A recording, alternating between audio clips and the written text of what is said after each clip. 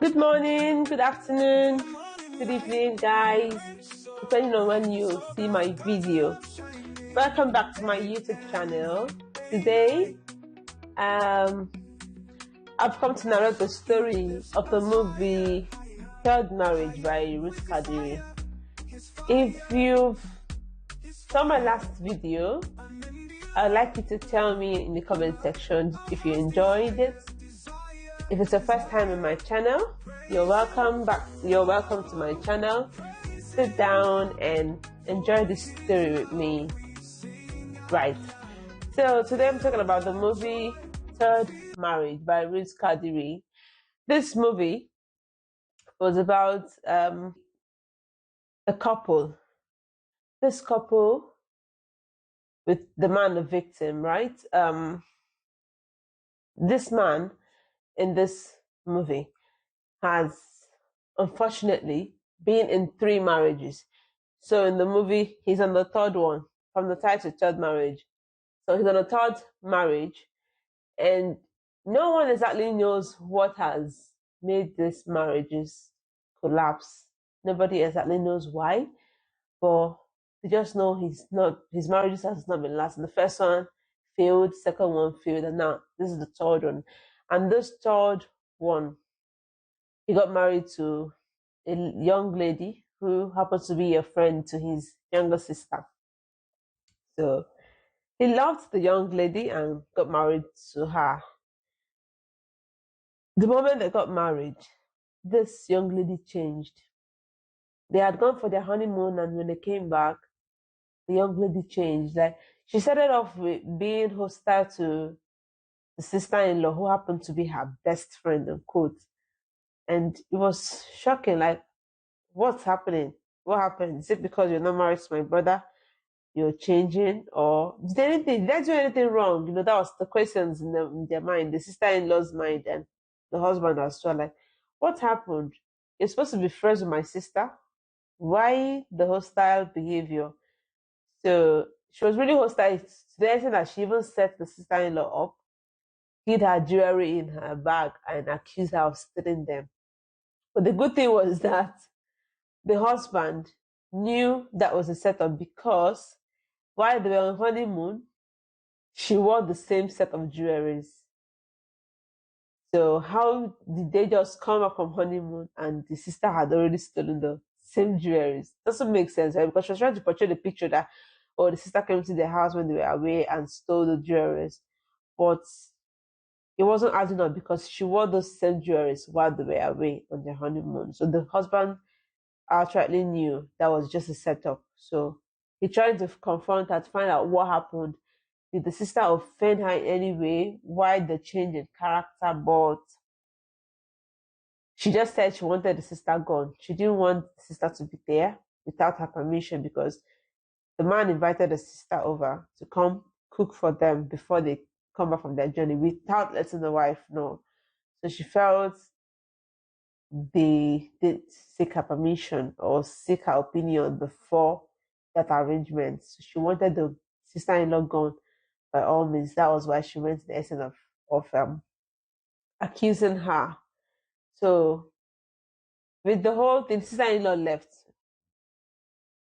She left the house, and surprisingly, this same wife called up the lady, the sister-in-law, the next day to apologize to her. She called her out for shopping, and the sister-in-law was like, I don't understand. She's like, you're my best friend. Said, I'm your best friend, and you treated me like trash the day before. And she apologized, and they went for the outing.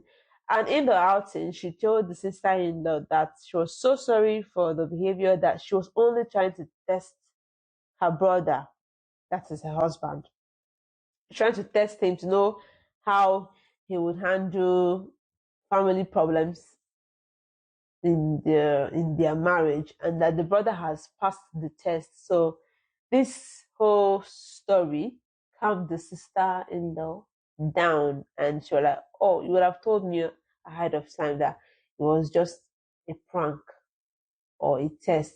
That way I wouldn't have taken it so personal. But thanks for telling me now. We are good. So they reconciled.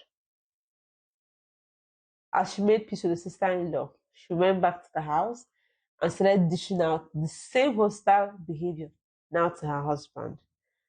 She started acting in ways that the man doesn't understand, you know. She will speak to him anyhow. She will order him around, you know. She will make him do things that ordinarily he wouldn't have done. You know, like asking him to do the dishes. Not like it's bad for a man to do dishes now in a marriage. Not bad, but I mean the approach she uses, you know, and she was just doing a whole lot. She was doing a whole lot to the man. And the man was just trying to understand what the problem is. Like why did she change? Why is she like this now? You know? She was doing a whole lot. And then she started abusing him. She wouldn't let him go to work when he wants to go to work. She would just, if he's working at night, she just shuts the system down just because she wants to have him. And then so now she does this thing that at night when she wants to make out with her husband, she has the right? She makes him stop whatever he's doing just to have him. But when it is done, she even beats him. Maybe slaps his hand off or walks out on him just so that he doesn't have his way with her. And it's more like when it's her turn, she gets what she wants, but the man can't get what he wants. It continued like that, and so many other things that she was doing that I can't just start saying. I would like you to watch the movie. Really, it was full of lessons. So, but one thing she did was this: when anybody is around, when the sister-in-law is around or the man's friend is around, she's the angel. She's the angel, like she's all nice, loving. So, but when they go, she turns to a tigress towards her husband. And this made it difficult for the man to actually speak out because when he goes out to tell them that I don't know what's wrong with my wife, she acts so they don't believe him because when they come in, they see a totally different person from the picture he paints of her when he's talking to them about her. So they don't believe him. And then being that it's his third marriage, they don't really understand what has been making his marriages fail. They felt he's the problem. Like maybe he's beginning to complain now. Who knows? Maybe he's already tired of the marriage and he wants it off. That's why he's giving flimsy excuses. But they didn't really understand that he was actually suffering in his marriage because of the attitude he was getting from the wife. It was so bad that this lady, the wife, was able to even convince the sister-in-law that the husband was beating her. How did she do that? She was having an argument with the husband, you know, talking to him anyhow. You know, for a man, there's a limit to what you can take, right? No matter how nice you are, your wife can be talking to you anyhow and you endure. But at some point, you just raise your voice. I'm not talking about laying your hands on her. That's like the extreme.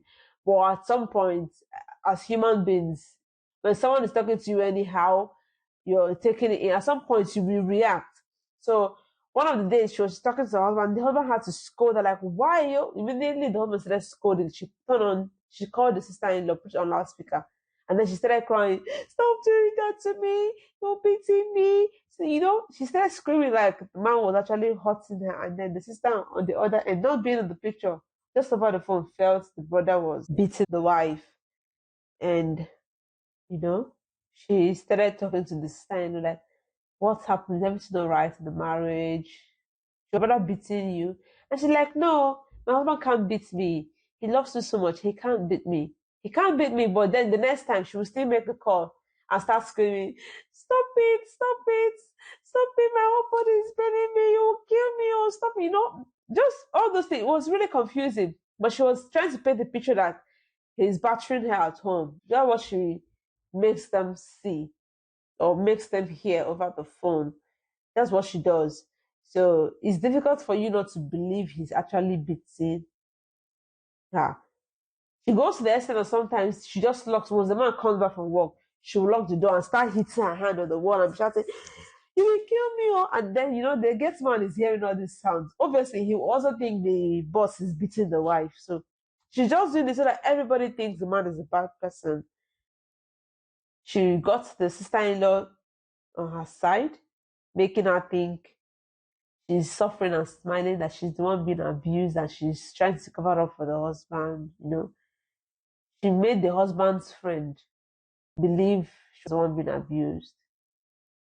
So on the very good day, before the husband left the house and could come back, she tied a bandage around her arm.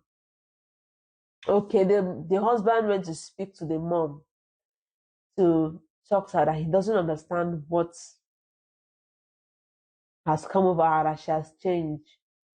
So what this lady did? When the mom called her to come ask her, she tied bandage over her hands. Tied bandage. Like someone that was really beaten and she has broken an arm. She tied it and called the sister-in-law over. Then when the sister-in-law came, she now said, see, we were just having a little argument and he mistakenly pushed me and I hit my head. That's how she's telling you he mistakenly did it. So you think she's covering up for the man.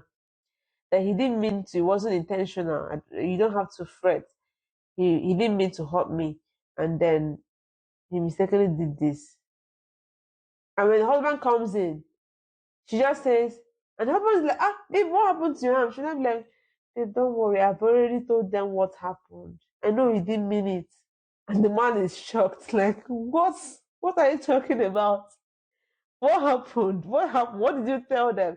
And she already fed these lies to them, to the sister-in-law and friend.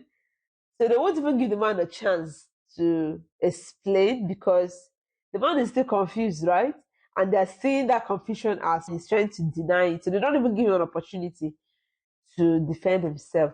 So this lady continued doing this until one day she went to the extent of cutting her hand with a knife because she was screaming that the man was hitting her, and then she cut her hand with a knife and tied bandage as well.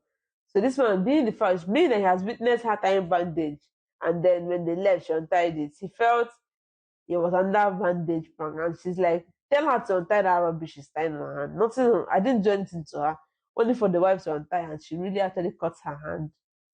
Even though it was makeup or whatever she used, I don't know, but there was actually a scar on her hand to prove that the man really hurt her, whereas he didn't.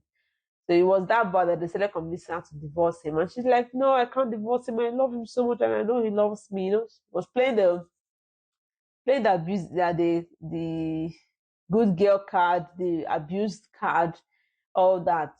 This went on for a long time, that this man had no friends anymore because they all felt he was just being too stubborn or being too wicked and harsh to a good wife.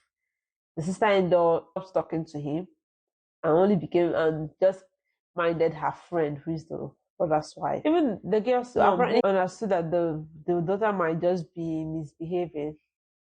When she saw the one of the knife cuts, she believed the daughter. She believed the daughter and felt the man was really abusing the daughter. So it went on and on until the sister, the man's sister now, ran into the man's ex-wife, and they started talking, and she was like, how's your brother? And she's like, that one, I don't know. He's married now to a third wife, and then he wants to also kill her. And I was like, kill her? I don't understand it. They're like, I don't know how, the sister was not telling the wife, I don't know how come you managed. No wonder you left my brother. Why didn't you say something? Like, I've been trying to convince his recent wife to report, because I don't even mind that he's my brother anymore. I don't mind him going to jail if he won't stop his bad attitude of hitting a wife. He's hitting his wife. And the wife, this ex-wife was like, your brother hit a woman. It's not possible. It can't be your brother. You're like, you don't need to cover up for him. I know that's what happened. That's why you left him. You don't need to cover up for him. Speak up. Right now, I'm fed up. I don't mind him going to jail for his actions. And this ex-wife is saying, no, your brother can't be hitting a woman. He can't. That's not your brother. How did he change overnight? How come he's the one hitting a woman? It can't happen. So apparently, this wife left him because she's the type that likes masculine men. By masculine men, I don't mean by body structure. I mean men that can hit their wives, you know. She was married to him, had tried different times to get him to hit her, but he refused. Sometimes she's the one that hits him, like drags him, beat me, you know. When she was trying to get a divorce, she said she found a lover and then she wanted something on the man just so that she will hold on to it and divorce him. But the man refused to raise a finger, just even a finger. He refused to lift his finger on her. So she couldn't believe the same man that couldn't lift a finger on her would be beating another woman. So she opted to speak to the man. She got his number from the sister now, called him out on a date just for them to meet, got him out for them to meet and, you know, catch up. So he honored that invitation because at this point he just needed someone to talk to. And then she started asking what was happening.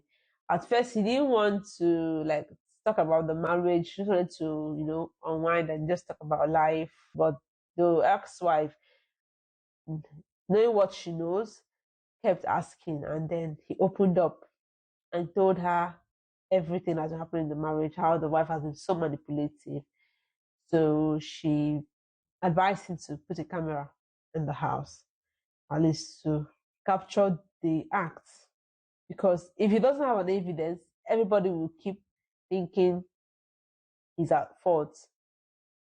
So she advised him and he agreed. The wife came back. He tried to trigger her and she was all nice that day. Like she's really weird. She was all nice, like, I'm sorry, baby. Do you want me to do this? That day she was just like, as if someone told her that was camera in the house. So she was all nice, doing whatever he wanted her to do. And he was shocked, like, why is she acting this way? Then the next day, she kicked off again, just the way she does. And they went into a serious argument now, and she pushed him, and he fell and passed out. You know what this lady did? She called the sister-in-law and started screaming that she doesn't know what happened, that they were having an argument and the brother mistakenly fell. So the sister was like, should I call the police? She said, no, no, don't call police. No, no, don't call anybody. Eventually, she convinced sister-in-law not to come or call the police.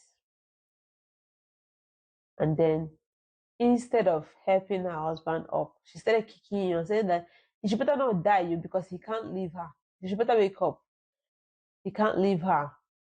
And she kept abusing him even in that state instead of seeking help because she didn't want to call the police because she knew she's at fault, right? I think it's even poured in water. And to cut the long story short, the man eventually woke up after a while. And by the time he woke up, the police came.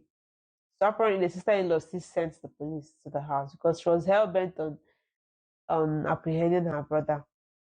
When the policemen came, the man had just woken up from his unconscious state.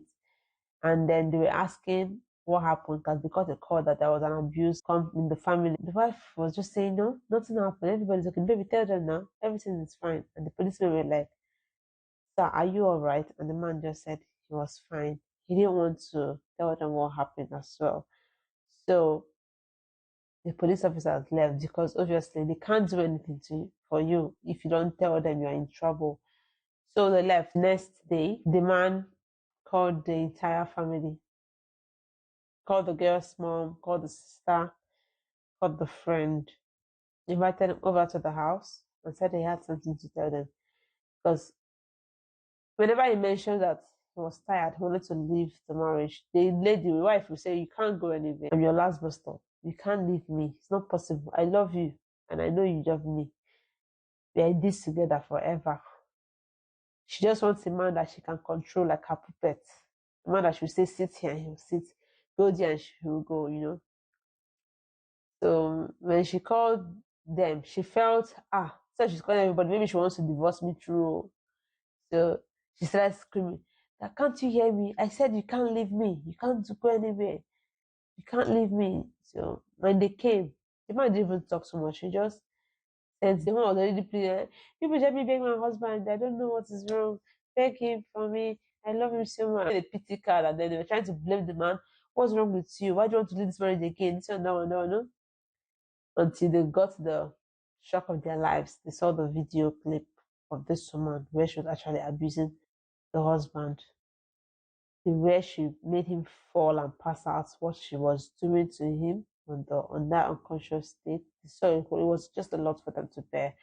They were like, why would you do that? Then it happened that she grew up in an abusive home, and she felt the only way to flee from being abused as a woman was by being the abuser.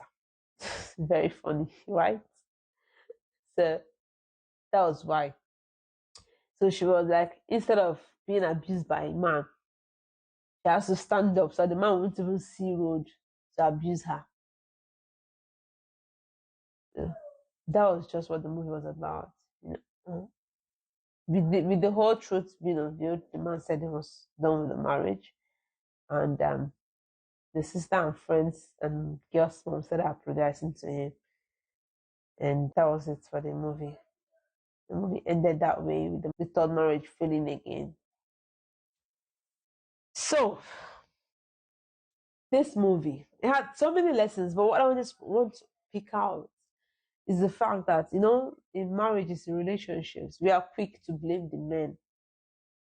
We are quick to say the man is a problem, right? When the marriage fails, if a marriage is failing in the home, they say the woman is not doing the right thing. She's the reason why her marriage is failing. But when it has to do with abuse, the first thing we think is that yes, the man is the abuser. But have we ever thought of it that the men could also be abused?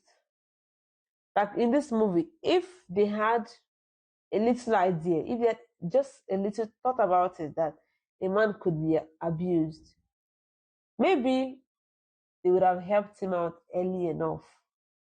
Maybe they would have figured out how to come in and help from ab initio, because it was obvious they just felt the men are the problem. That was why they didn't listen to him when he was pointing out all those characters that the wife was displaying. So they men, I know you can be abused, and to everybody that is being abused, being in an abusive marriage, try to speak out, right? Keep speaking out. Try to get evidence. It's not only the abuser that should have evidence. Don't let them have the upper hand. Try to get evidence as well. Try to speak out for yourself. Because you can imagine the torture this man went through, knowing fully well that he was innocent and his loved ones who were supposed to stand by him all went against him. Why? Because he married a manipulative woman. When they say rat bites you, and as it's biting you, it's releasing air on you, so it's trying to shoot you as it's biting you. That's what the wife was doing. Biting him deeply, making other people believe everything is fine. Even the gatesman who stays in that compound didn't know that the boss was innocent, because she will hit herself on the door, hit herself, and shout. Nobody's touching her. Funny, she's just on her own doing these things. You need to see this movie. So I'll put the link to the movie. I'll put the link on the description. So you watch the movie. She will hit herself on the wall, You will literally think she's being battered. And then when the gate man comes close to the door, she will open the door and run out with her wig scattered, and she will be panting. You were a very dramatic woman. Ruth Kadiri killed it. Very dramatic. It was really dramatic, really. But then you won't believe she's the one abusing the man. So men can actually be abused. This movie came out, I think, about just a week before the wedding of the celebrity, whose husband also, I think that was his third marriage as well. And then people are already saying he's a red flag because it's his third marriage, without knowing what exactly the problem is. So that's it. This movie, I saw this movie before that wedding happened, and I'm like, wow, this is just the case, right? Because just because he's a man going to a third marriage, then it's a red flag. But we are not actually there. We don't live with him under the roof. We're not in the marriages. We don't know what happened, but because it's his third marriage, we already assume he must be an abuser. That's why the marriage is failed. Or he must be exhibiting one character. That's why the marriage is failed. And then we don't even give them an opportunity to explain themselves. So it shows that men can also be abused. They're not always the problem. Women can be abusers. So before judging any case, try and hear from the two parties. There are two sides to a coin. Don't judge from one perspective. Try and have a go with the two parties. That's the only way you can actually help. Because when you judge from one perspective, then you're not going to be making a good judgment, because the judgment will be based on just one person and it'll be sentimental. So that's one lesson from this movie. And the second one is, as an adult, if you had a bad childhood, try and get help. Try and get help. Admit that you have a problem. Get help before you ruin someone else's life. That's it for me from this story. I hope you watch the movie, and I hope you come back to the comment section with your um lessons that you've learned. Thank you very much. I didn't plan for this story to be long, but obviously it's long now. All right. Thank you, and let me hear if you want to get more of these narrations from me.